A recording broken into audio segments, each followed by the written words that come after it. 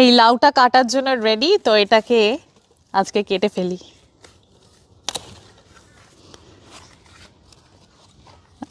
আর এইখানে রয়েছে আরেকটা, এটা তো আরো বিশাল।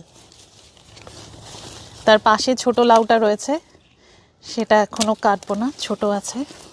অস্ট্রেলিয়ার কচি লাউ, দেখা যাক কি করা যায় এই দুটো লাউ দিয়ে।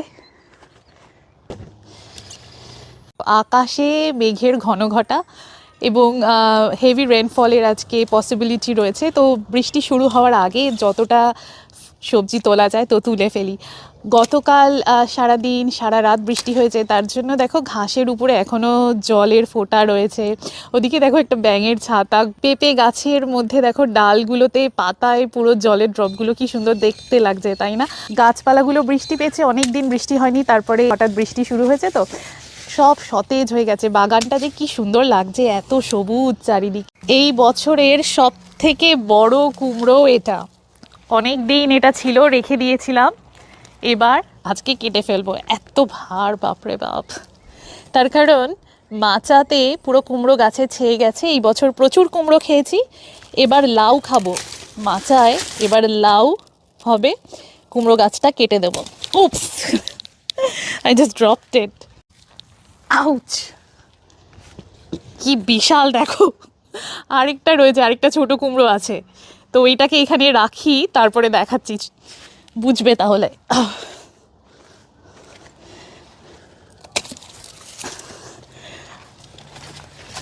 এই আরেকটা ছোট্ট কুমড়ো, এবার দেখো এটা কত বড় আর এটা কতটুকু কুমড়ো।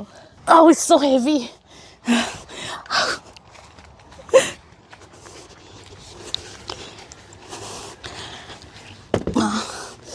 হাত ব্যথা হয়ে গেল।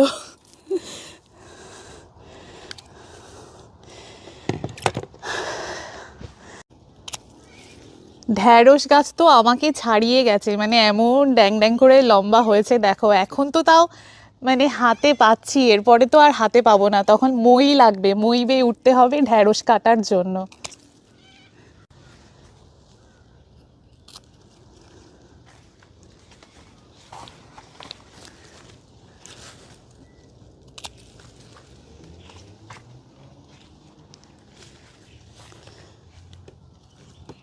টিপির টিপির বৃষ্টি অলরেডি শুরু হয়ে গেছে, আমার কাজও বাগানে শেষ হয়ে গেছে।